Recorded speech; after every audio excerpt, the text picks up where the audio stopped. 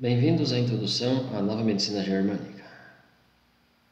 Esse vídeo tem por objetivo apresentar essa nova medicina a quem é novo no assunto, a quem a descobriu há pouco tempo, a quem quer conhecê-la e se aprofundar nela futuramente, para talvez utilizá-la em seus atendimentos. A nova medicina germânica, hoje também chamada de medicina germânica, Germânica Heilkunde, leis biológicas ou 5 leis biológicas, fazem parte das descobertas do Dr. Rick Gerd Hammer sobre um novo modelo de ver como a natureza age num indivíduo doente. As leis biológicas descobertas pelo Dr. Hammer fazem parte das leis da natureza que explicam como a natureza funciona num corpo doente, desde onde vem essa doença e como essa doença se comporta no corpo ao longo do tempo, possibilitando o indivíduo interagir com o que está acontecendo no seu corpo durante esse processo. Essa apresentação não substitui uma intervenção, consulta ou avaliação médica ou terapêutica. Para entender a nova medicina germânica, temos que começar pela história do seu descobrimento. Isso aconteceu em 1978.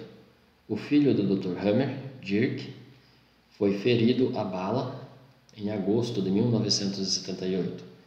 Ele foi hospitalizado e acabou falecendo em dezembro do mesmo ano. Pouco tempo depois da morte do seu filho Dirk, o Dr. Hammer desenvolveu um câncer testicular. Ele desconfiou e supôs que o seu câncer testicular poderia ter alguma relação com o conflito que ele acabara de vivenciar, já que nunca tinha ficado gravemente doente. Essa desconfiança o levou a fazer uma avaliação diferente com cerca de 170 pacientes que estavam sob seus cuidados na época. O Dr. Hammer procurou nesses pacientes se eles haviam experimentado uma situação como a que ele experimentou, uma situação dramática, aguda, inesperada, se eles foram surpreendidos com alguma coisa negativa nas suas vidas pouco tempo antes de aparecer a sua doença. E a resposta foi positiva em todos os casos. Em homenagem ao filho, ele nomeou DHS, Síndrome de Dirk Hammer, esse evento traumático que ele e que esses pacientes haviam experimentado. O DHS nada mais é que um conflito, um trauma, um choque. Se resume na situação vivida por essa pessoa. Essa situação é a que antecede cada doença. No início, o Dr. Hammer investigou pacientes de câncer. Tendo em vista que é uma doença que tem uma forte manifestação, o DHS referente também deve ser algo importante, não um conflito pequeno, mas um conflito agudo do qual teria facilidade o paciente em lembrar deste. Com o DHS, o Dr. Hammer estabelecia a primeira lei biológica da nova medicina germânica, que ele nomeou Lei de Ferro do Câncer. Todo programa biológico de sobrevivência se origina de um DHS. O programa biológico de sobrevivência é a doença. Com o Dr. Hammer, a palavra doença não se encaixa mais. O que nós temos é um programa biológico que é ativado a partir do conflito. Não é uma doença, não é algo maligno que nos vem para fazer mal ou para nos matar, mas sim algo que está programado para se desenvolver no nosso corpo com a sua ativação. Essa ativação desse programa biológico, essa ativação se dá por meio desse conflito que o Dr. Hammer chama de DHS, que é um sério, agudo e isolado conflito que ocorre ao mesmo tempo em 3 níveis: na mente, no cérebro e no órgão. Frequentemente o Dr. Hammer usa a palavra psique ao invés da palavra mente. Então ele propôs que exista essa tríade indivisível entre a psique, o cérebro e o órgão. A psique, onde estão nossos pensamentos, nossas memórias, nossos arquivos de vida que não são lembrados conscientemente, provoca uma resposta no cérebro e o cérebro no órgão ao mesmo tempo. Quando o indivíduo tem um conflito, quando ele vive uma situação que é o DHS, o cérebro e o órgão respondem imediatamente a esse conflito, com uma mudança que vai mudar o comportamento do indivíduo ou criar uma reação direta em algum órgão do corpo. Todo o conflito vai ativar uma resposta, e essa resposta sempre vai se desenvolver nos 3 níveis dessa tríade ao mesmo tempo. A nossa psique, nossa mente, nossos arquivos tem uma percepção e uma interpretação que é individual e única. Quer dizer, diante de uma situação específica, 2 ou 3 pessoas podem ter reações, comportamentos diferentes. Supondo que essa situação seja algo negativo e grave, algumas pessoas podem até não ter uma grande reação diante desse evento. A segunda parte, o cérebro, é o centro de controle dos órgãos e tecidos. As funções viscerais no cérebro são divididas. Existem centros específicos no cérebro para controlar vísceras específicas também. O cérebro também reage ao que vem de fora, a esse trauma, a esse conflito vivido na psique.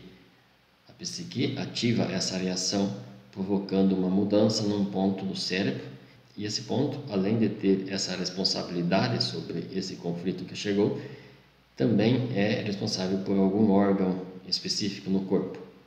Quando essa reação é ativada através do que veio de fora, o órgão relacionado àquele ponto do cérebro também está suscetível a mudanças. Cada órgão tem a sua função específica determinada.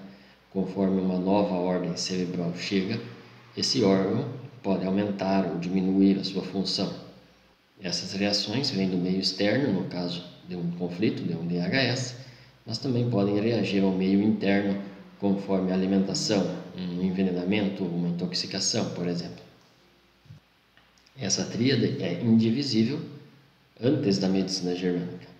Se o indivíduo tem um pensamento, uma preocupação que fica perturbando ele o dia todo, o cérebro começa a reagir a esse pensamento, com mudanças no coração, no intestino, ou no estômago, ou no sono, por exemplo. E ao mesmo tempo, se o contrário acontece, se o indivíduo está calmo, a reação no cérebro e do cérebro para o órgão é de diminuir essas funções, como um efeito relaxante, calmante. Com o DHS, esses 3 níveis são afetados instantaneamente. A psique, com o que é vivido, uma situação de medo, susto, uma perda ao receber uma notícia, um conflito em que se sentiu desvalorizado, uma situação de raiva, de separação, de abandono, de preocupação, se sentiu atacado, assediado, ou conflito sexual, estão entre os principais tipos de conflitos. Para cada tipo de conflito, uma área específica do cérebro já pré-determinada reage. Nesse ponto é formado um foco de Hammer. São anéis concêntricos, como um alvo, que são visíveis em uma tomografia sem contraste. Esse ponto no cérebro, chamado relé cerebral, é responsável por uma víscera específica. E essa víscera vai sofrer um aumento de função, com aumento de tecido, ou redução de função e de tecido. Se há um aumento ou uma redução, já está determinado conforme o tipo de tecido. Um ponto importante aqui é que esse relé cerebral, esse ponto específico do cérebro, ele já é preparado para reagir a um conflito específico. O ponto do medo, o ponto da perda, o ponto da desvalorização, são 3 pontos diferentes. E a partir do conflito do DHS, esse ponto sofre uma ativação, como se um botão no cérebro fosse ligado, e dali para o órgão correspondente a esse ponto, a esse relé. O mesmo conflito pode ser vivido de formas e intensidades diferentes em pessoas diferentes. Depende muito da sua cultura, das suas experiências passadas, da forma de criação pelos pais, crenças, condições financeiras, suporte, apoio que tem dos amigos ou da família, dos seus medos, da sua vulnerabilidade, quer dizer, da sua história pregressa. Essa percepção não é escolhida conscientemente pelo indivíduo diante do trauma, diante do conflito. No momento do choque, essa percepção já é preparada para o indivíduo viver aquilo com muito ou pouco medo, por exemplo, com muito ou pouco drama. Essa intensidade vai determinar a intensidade em que o órgão correspondente é afetado. Além disso, essa resposta no corpo também tem relação com o tempo. Quanto mais tempo o indivíduo fica preso nesse conflito, com culpa, com vitimização, ou simplesmente não consegue tirar essa situação da sua cabeça, a reação no corpo continua sustentada. Temos aqui o divórcio como um exemplo prático dessa percepção. Um homem ou uma mulher recebe a notícia de que seu parceiro quer se separar. Um conflito de separação já tem correspondência com dutos mamários e a epiderme. Então, após esse conflito, pode-se desenvolver um tumor nos dutos mamários ou um tumor epidérmico, de acordo com a percepção dessa pessoa, como ela vive a ausência dessa pessoa. Mas a mesma situação pode provocar uma reação nos túbulos coletores renais.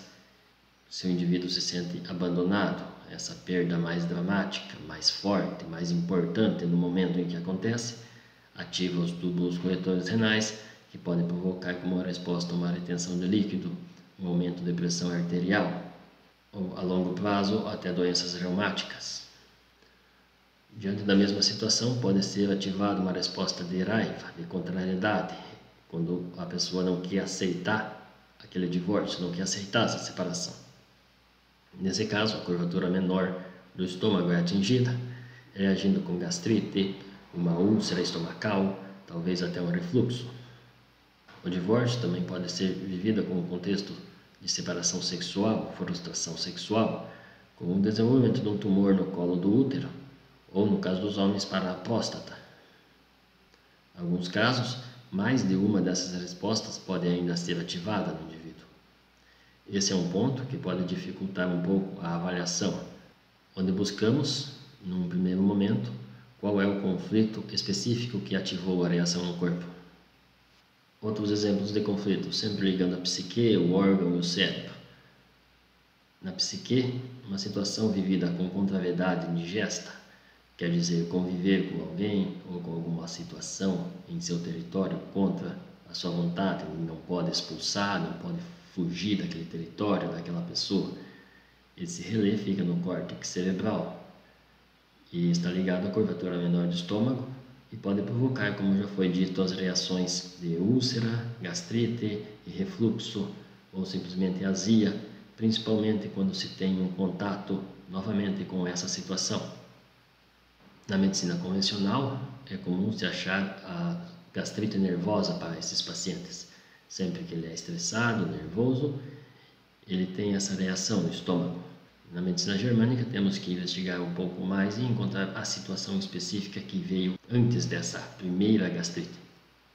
É essa situação a desencadeante do início do problema, antes do primeiro sintoma no estômago.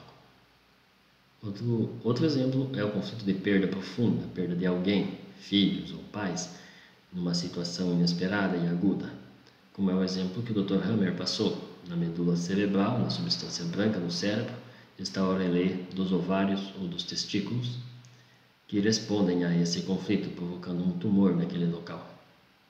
Também é o caso de cistos ovarianos, ovário policístico ou endometriose está ligado a esse conflito de perda. Outro exemplo é o medo da morte, o conflito de medo de morrer por causa de um acidente, de uma notícia, de um diagnóstico ou da morte de outra pessoa próxima, ativa a resposta no tronco cerebral, onde está o relé para os pulmões, provocando uma resposta que pode gerar um tumor pulmonar. Mais um exemplo com o conflito motor, que reage no córtex motor. O córtex motor é envolvido com as musculaturas do corpo. E o conflito motor é o conflito de não poder se mover, de se sentir preso a alguém, a um trabalho, a um lugar, se sentir com as mãos atadas diante de uma situação. Esse conflito provoca as doenças musculares, com as principais reações musculares, desde paralisia, espasmos, convulsões, epilepsia, tiques e rigidez muscular. Em seguida, o conflito de autodesvalorização, talvez o conflito mais comum do ser humano, de se sentir desvalorizado quando vive uma situação em que não é capaz de terminar o que se comprometeu a terminar, quando algo que deseja fazer não está ao seu alcance, não conseguir ajudar alguém. Também tem seus relés na medula cerebral e impacta sobre os ossos, ligamentos e tendões.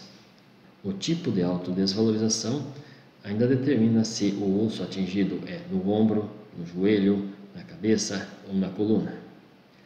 Autodesvalorizações mais severas, mais longas, estão ligadas a leucemias, já que é a medula óssea que produz as células sanguíneas. O próximo exemplo de conflito é o de medo, susto, ameaça. Geralmente alguma coisa vivida com mais intensidade. É um conflito territorial do córtex cerebral. Quando se diz territorial, quer dizer que esse conflito está muito mais perto, está dentro do seu território, do seu lugar, casa, do seu trabalho, da sua família. E desse tipo de conflito, ao viver uma ameaça, ao se sentir ameaçado por alguém, por uma doença, ao receber uma notícia, ao viver um acidente, essa resposta no córtex cerebral é ativada para brônquios e laringe, provocando tumores que podem ser um câncer de pulmão, já que os brônquios estão integrados ao parênquima pulmonar, ou da laringe, também se ligando aí às bronquites e às asmas. Um conflito de ataque, de agressão, de se sentir atacado por alguém, por um acidente, por um animal, tem o seu relé no cerebelo. Uma grande probabilidade de que a derme reaja a esse ataque, com engrossamento, espessamento, talvez com câncer de pele. O exemplo de separação do ninho, o ninho representa a casa, as pessoas de dentro da casa, os filhos, o parceiro, talvez o pai ou a mãe. Tem o seu relé também no córtex cerebral e relaciona-se com o duto mamário, como já foi dito no exemplo do divórcio.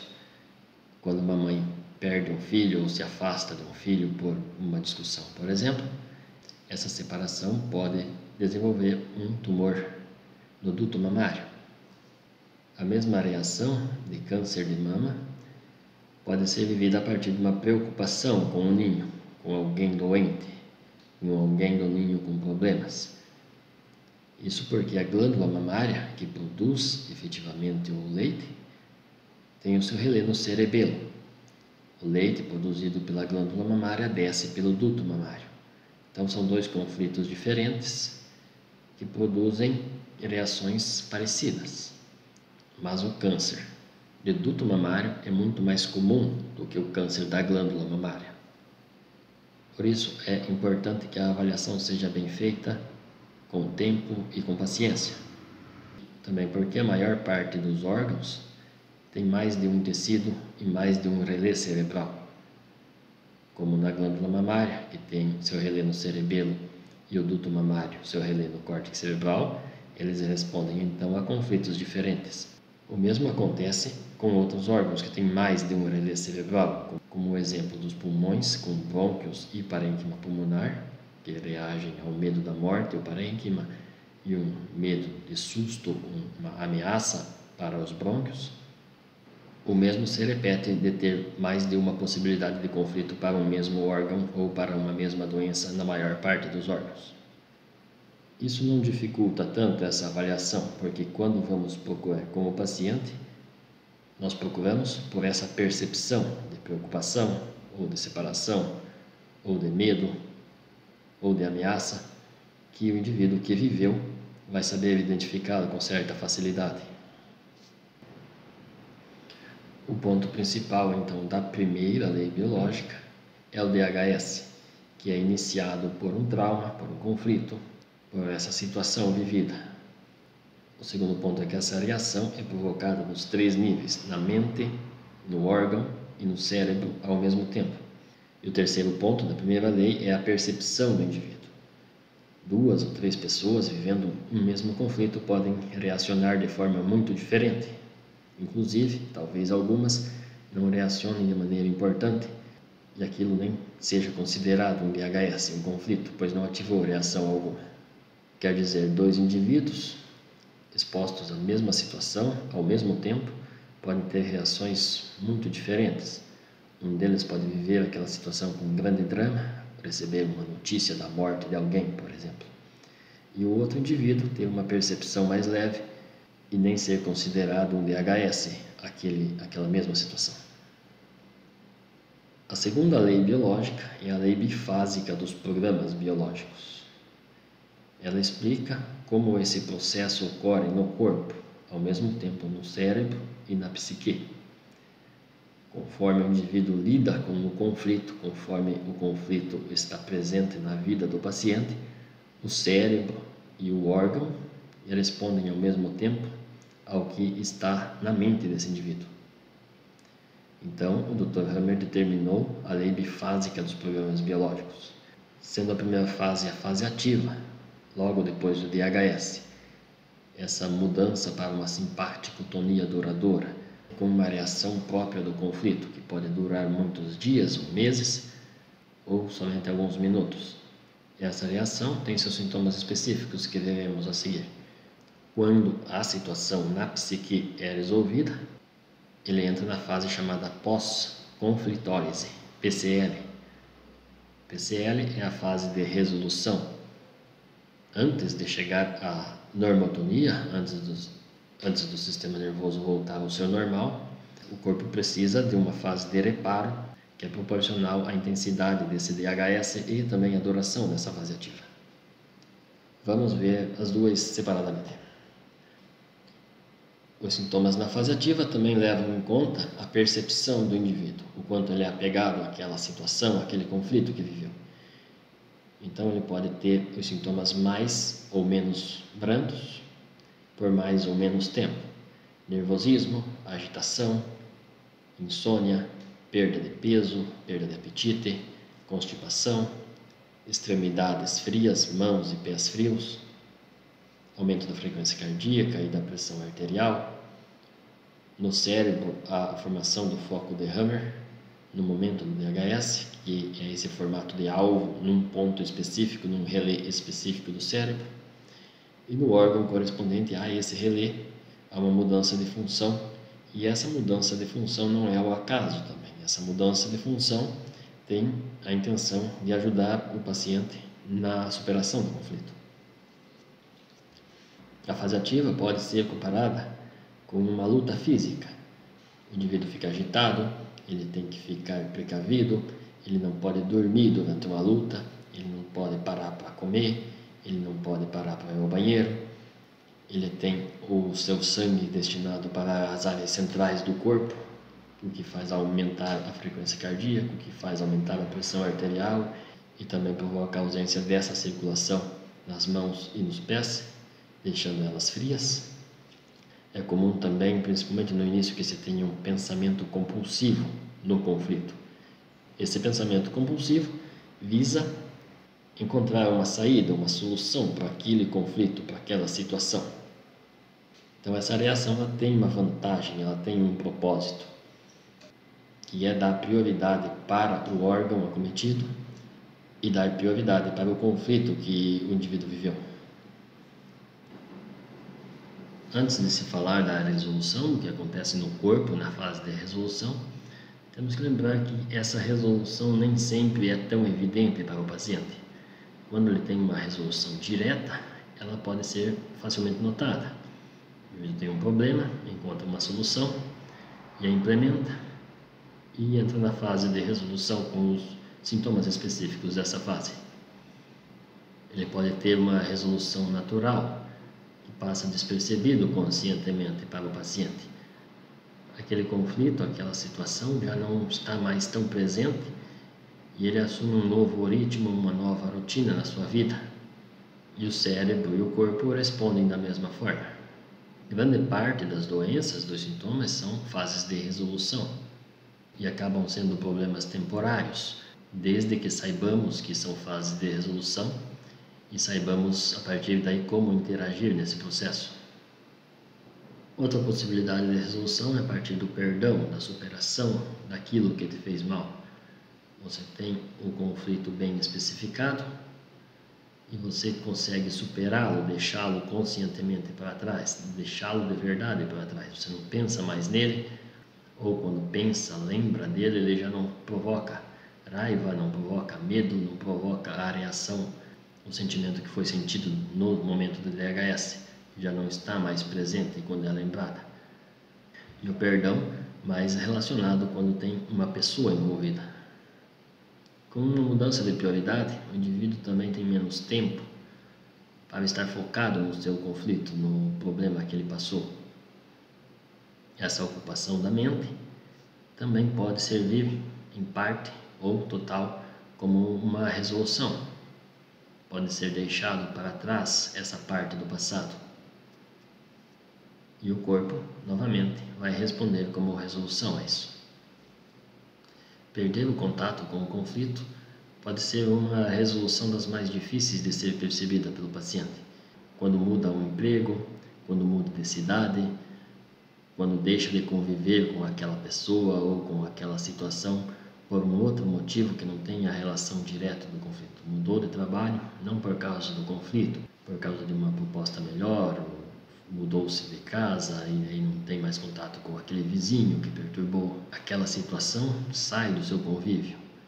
Uma mudança de casa, uma mudança de cidade, uma mudança de trabalho, não por causa do conflito, mas por algum outro motivo, faz com que você não conviva mais com a pessoa ou com a situação, e para o corpo isso serve muito bem como resolução.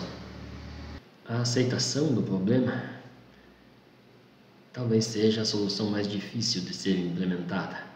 Quando você tem um problema com funcionários ou com trabalho e você quer resolver e não consegue resolver aquela situação, você tenta e não consegue, até chegar a um ponto em que você desiste, deixa aquela situação daquele jeito mesmo, ou desiste de implementar o que você estava tentando implementar. Para o corpo pode servir como uma resolução. Não é ótima, mas o corpo pode entrar na fase de resolução a partir disso. Você aceitou o problema, aceitou aquele defeito daquela pessoa, aceitou que vai ter que conviver com aquele indivíduo ou com aquela situação no trabalho e que ela não pode ser trabalhada, não pode ser mudada. O organismo vê isso como uma resolução. E os sintomas dessa fase surgem a partir daí. Um alívio, um bem-estar, sono aumentado, fadiga. Boa parte desses sintomas também podem ser comparados com uma luta, como foi comparado na fase ativa. Quando a luta termina, você entra na fase de resolução, que é a fase de repouso. Com esse alívio, com sono, com fadiga, talvez até dor no corpo, uma fadiga mais profunda. Pode-se ter febre, suor noturno, dependendo do conflito que está envolvido, o retorno do apetite com ganho de peso, pode-se ter diarreia, extremidades novamente quentes, com diminuição da frequência cardíaca e da pressão arterial, o foco de Hammer formado na fase ativa no cérebro, ele é inflamado e essa inflamação pode provocar uma dor de cabeça. O órgão correspondente a esse ponto, a esse conflito, também é inflamado e pode doer nessa fase. Esses sintomas são interrompidos no meio da fase de resolução, no meio da fase PCL, pela epicrise, a crise epileptoide.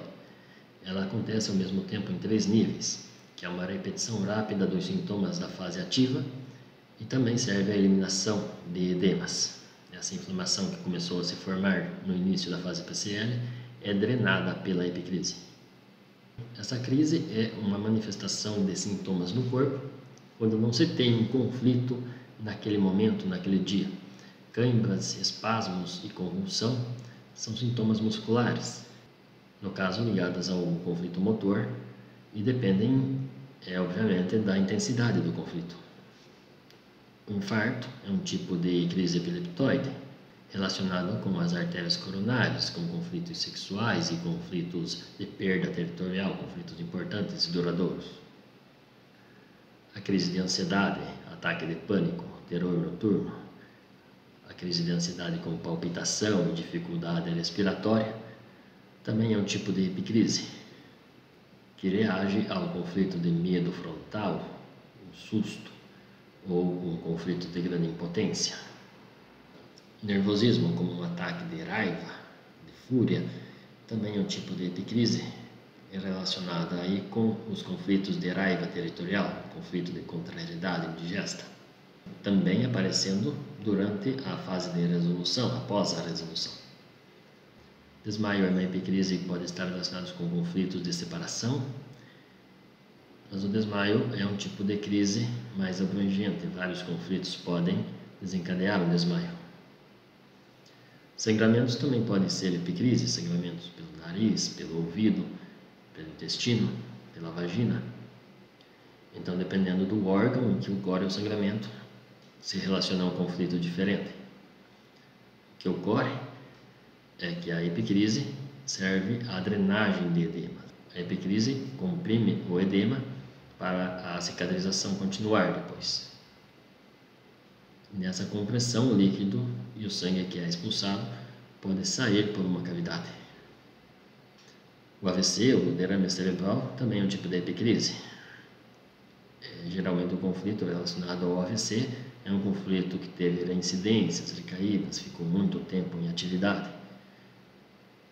Porque normalmente uma drenagem desse edema no cérebro, como a epicrise acontece nos 3 níveis, cérebro, psique e órgão ao mesmo tempo, quando ocorre no cérebro pode provocar um AVC, dependendo das características desse conflito.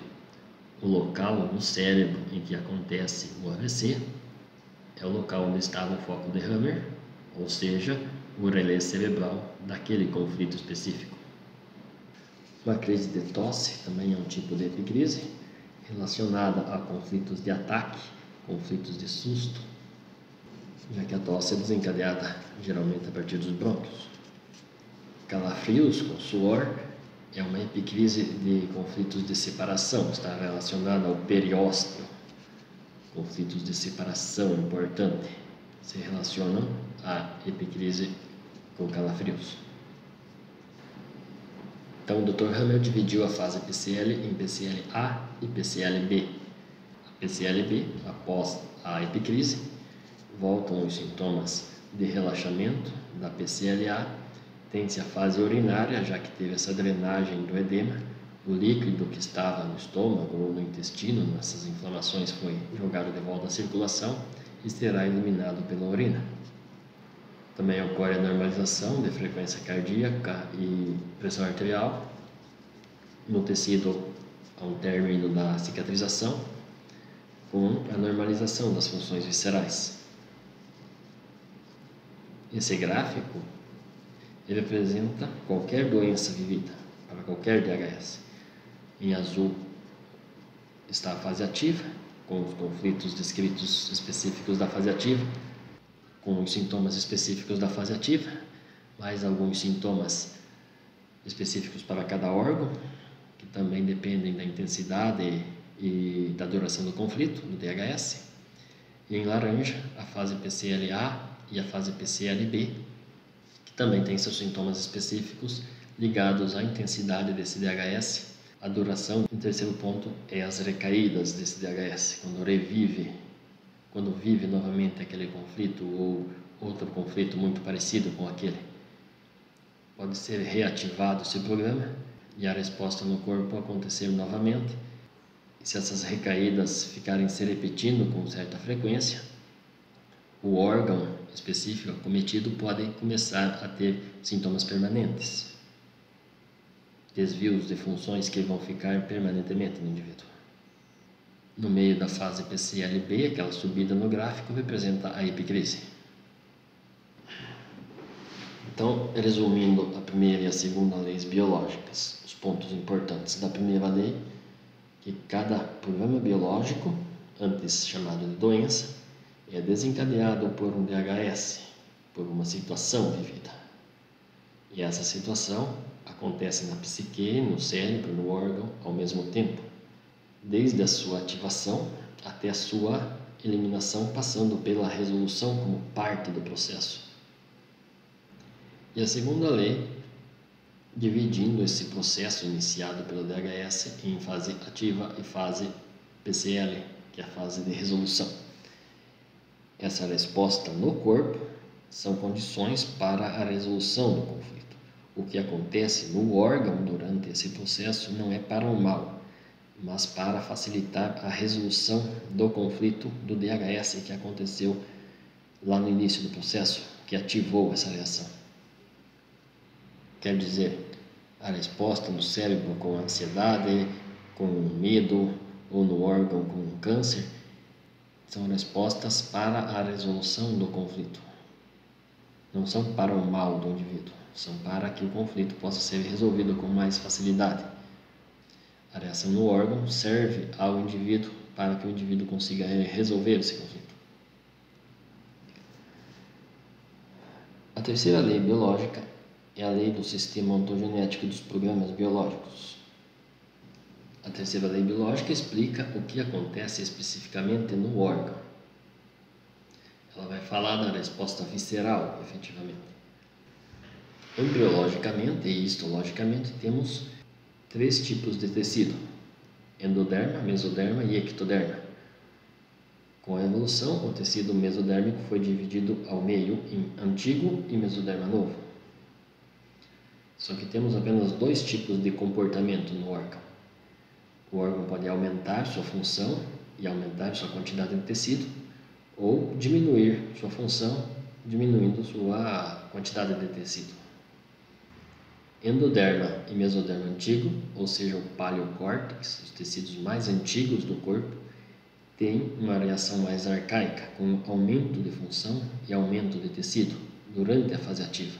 Enquanto o conflito está vigente, enquanto o conflito está atuando, essa reação acontece nos tecidos endodérmicos e mesodérmicos antigos. E, logicamente, na fase PCL, quando esse tecido extra, quando essa função extra não é mais necessária, o contrário acontece.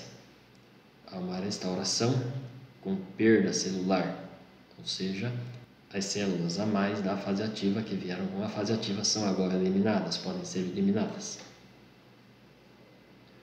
E o contrário acontece no neocórtex, ectoderma e mesoderma novo. Na fase ativa, há uma perda celular, uma úlcera, uma ulceração, com diminuição de função, e durante a fase PCL, esse tecido é reposto, é restaurado. Também essa perda celular, essa proliferação celular, tem a sua vantagem biológica em algum ponto do processo. Vamos ver individualmente cada tecido a seguir.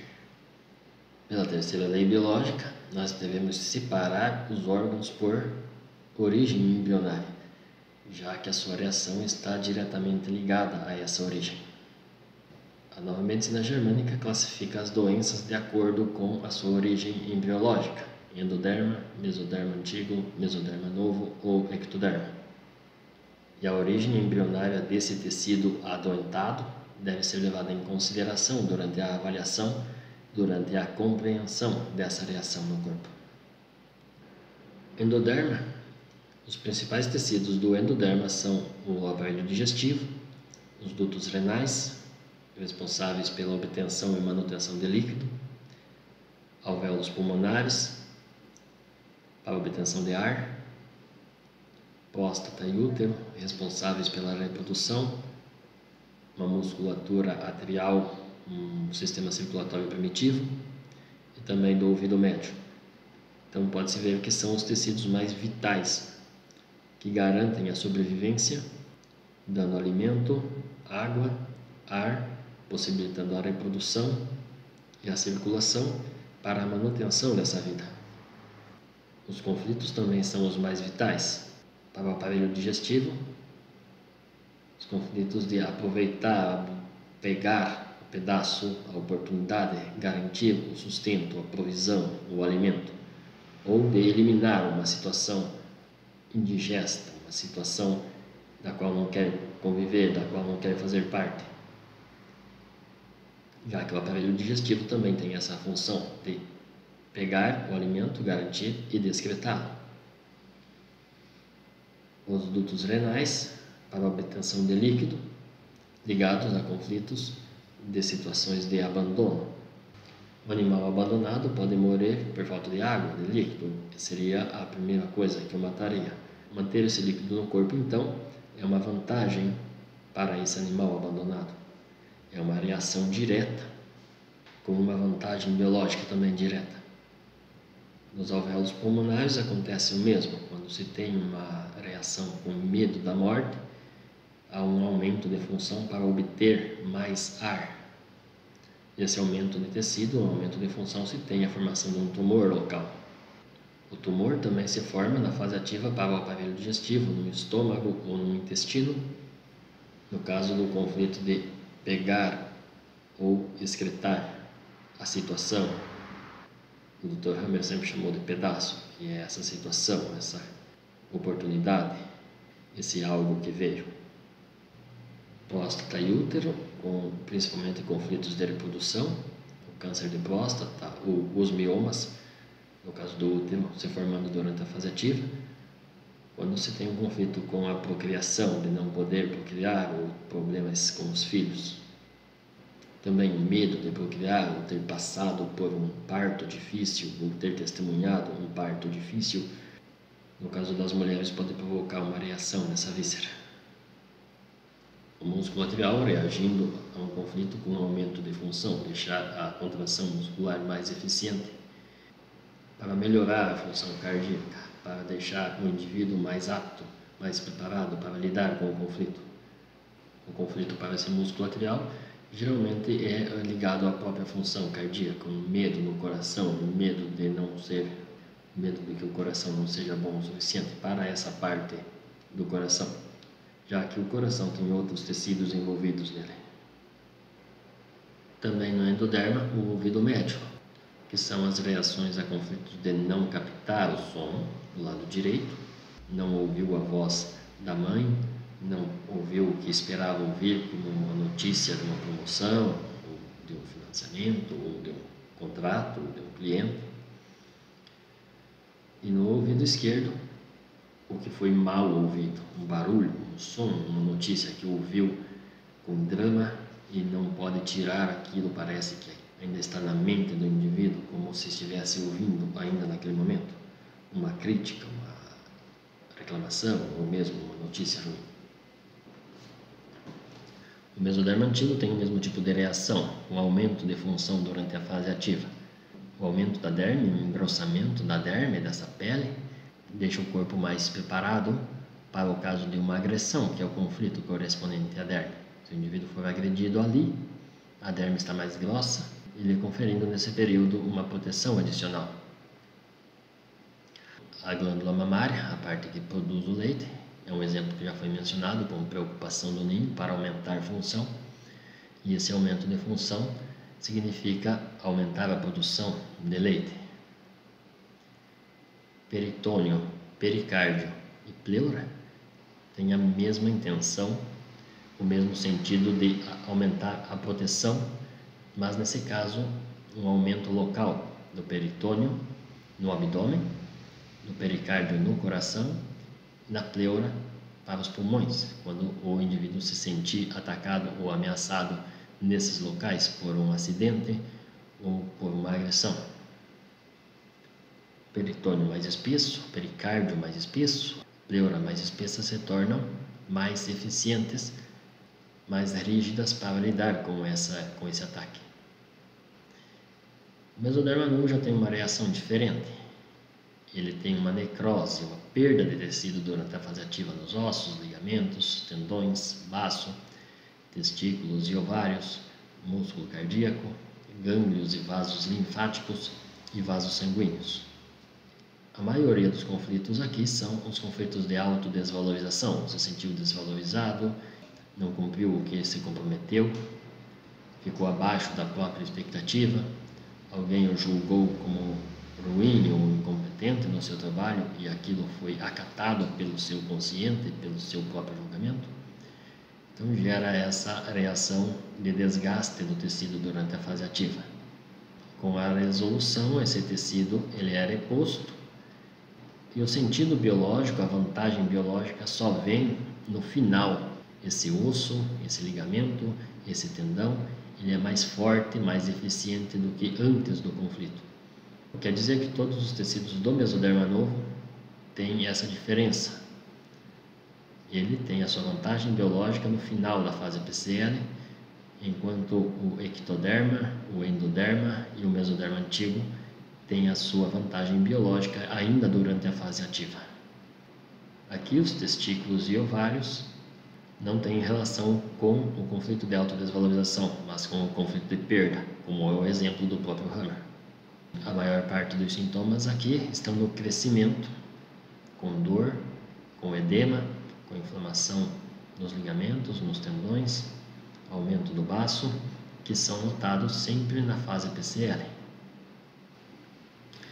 Finalmente chegamos ao ectoderma, o tecido mais novo do corpo. Ectoderma é todo o sistema nervoso, a maior parte dos ductos do corpo, mamário, os brônquios e bronquíolos, os dutos da tireoide que transportam o hormônio produzido na glândula, o hormônio produzido na tireoide até a circulação, do pâncreas, ductos do fígado que transportam os sucos produzidos para a digestão, a vesícula biliar, grande parte da mucosa da bexiga, as artérias coronárias, nesse caso a íntima das artérias e das veias coronárias, a parte de dentro, a parede interna das coronárias, retina, corpo vítreo, epiderme e colo do útero, são dos órgãos onde mais comumente se tem conflitos associados. O sistema nervoso geralmente com os conflitos motores percebidos muscularmente. É um exemplo que já foi tratado aqui. Os dutos mamários também foi tratado com um tumor crescendo, podendo crescer durante a fase PCL, por um conflito de separação do ninho. Brônquios e bronquíolos com os conflitos de ameaça territorial, desenvolvendo uma ulceração durante a fase ativa e esse crescimento durante a fase PCL, que pode ter uma inflamação, que é a bronquite, um tumor no pulmão, já que os bronquíolos estão dentro do parênquima pulmonar, dos dutos da tireoide, ou do pâncreas, ou do fígado, afetando aí a digestão. Tumores da tireoide, do pâncreas, do fígado também deve ser especificado, pois são só os ductos que são ectodérmicas, a tireoide, a glândula, tireoide, glândula, pâncreas, glândula, fígado, são endodérmicos. O conflito da tireoide para os dutos da tireoide são os conflitos de medo frontal, aquele medo petrificante, paralisante, um conflito importante de impotência, em que deveria fazer alguma coisa, eu deveria fazer alguma coisa, alguém deveria fazer alguma coisa. Dos dutos do pâncreas, ductos do fígado, vesícula biliar, são os conflitos de contrariedade indigesta, territorial, o conflito de ter que conviver com alguém, com alguma situação contra a sua vontade, geralmente com raiva. A bexiga está ligada com conflitos de marcação de território, quando tem o seu espaço invadido e não pode sair ou expulsar esse invasor, essa pessoa. As artérias e veias coronárias com conflitos importantes sexuais ou conflitos de perda territorial importante, como perder alguém da família, perder uma empresa, perder uma casa. Os conflitos sexuais como um assédio, uma traição, a perda do parceiro. Retina e corpo vítreo reagem aos conflitos de ser perseguido, medo por detrás, medo de ser atacado por trás. Também uma traição pode ser contextualizada como resposta na retina ou no corpo vítreo. A epiderme, com os conflitos de separação, perda de contato, alguém que foi embora, uma pessoa, um animal de estimação. O colo do útero também reagindo a conflitos sexuais. E aí chegamos à quarta lei biológica, que vai ser uma complementação da terceira. É o sistema ontogenético dos micróbios. Durante a fase PCL, durante a restauração do órgão com a degradação daquela massa que cresceu durante a fase ativa, ou com a reconstrução do que foi ulcerado durante a fase ativa, há uma participação ativa de vírus, bactérias, micobactérias e fungos, que é vista pela medicina convencional como uma infecção. Então, todos os micróbios trabalham de modo sensato, em simbiose conosco. Eles também têm uma correlação específica com o órgão, de acordo com a sua origem embrionária. Então, para os tecidos antigos do paleocórtex, endoderma e mesoderma antigo, as bactérias e micobactérias participam dessa degradação. Há uma infecção nesse período, com suor noturno, febre. Em reações mais longas ou mais fortes, até um antibiótico pode ser tomado para controlar essa reação no corpo. Mas o propósito final, durante a infecção, em que a ação dessas bactérias é a degradação do tecido que cresceu durante a fase ativa. No endoderma e no mesoderma novo, há a participação de vírus nas mucosas ou de bactérias para a reconstrução daquele tecido que foi ulcerado durante a fase ativa. É claro que essa é a lei mais controversa da medicina germânica, mas devemos lembrar que essa simbiose é muito bem vista e até estimulada no indivíduo saudável com as bactérias que vivem no nosso intestino ou na nossa pele, por exemplo. A ausência dessas bactérias no indivíduo saudável pode provocar problemas, e a própria medicina convencional já vê necessidade de repor essas bactérias. Essa atitude é facilmente percebida com a reposição da nossa flora intestinal, que é bastante estimulada atualmente. A quinta lei biológica veio muito tempo depois das 4 primeiras. As 4 primeiras explicam o porquê da doença, da onde ela vem, como o corpo se comporta, como o órgão se comporta e a participação dos micro-organismos nesse processo. Então, a quinta lei é a quinta essência da nova medicina. É a compreensão das 4 primeiras. Ver a doença como um problema biológico da natureza, compreensível dentro do contexto do que esse indivíduo passou, do que essa pessoa viveu. Essa reação é programada, é para o bem do indivíduo, desde que ele tenha essa compreensão, pois esse conhecimento pode ser usado para o seu bem. Essa reação é própria da natureza, não é maligna ou ao acaso, como se pensava antes da medicina germânica. Também essa reação serve como auxílio para o organismo, para o indivíduo, para que ele chegue à resolução do conflito e à normalização do corpo. Quer dizer, para colocar em prática a nova medicina germânica, necessitamos desse conhecimento para fazer essas conexões entre a história do indivíduo e o seu sintoma, a sua doença, saber qual é o problema que está ativo, saber a que esse corpo está respondendo. Quando o indivíduo tem essa disposição de colocar-se em contato com a sua própria história, desde que não seja algo que ele rejeita, algo que ele quer evitar por um sentimento de culpa ou de vitimização, ele consegue entrar numa resolução para esse conflito. Essa resolução é que traz a melhora dos sintomas. Afinal, o sintoma nada mais é do que uma manifestação no corpo proporcional ao seu DHS, ao seu conflito. Sem mais a atuação desse DHS, sem mais a atuação desse conflito, o sintoma no corpo pode ser reduzido ou até eliminado. A nova medicina germânica também devolve ao paciente uma certa responsabilidade que ele tem sobre o próprio conflito, sobre a própria história. Quando ele entende todas as conexões, ele pode perceber o que mantém o seu conflito ativo ou o que reativa esse conflito e pode lidar com isso conscientemente. Ou seja, o conhecimento, a informação é a grande ferramenta da nova medicina germânica.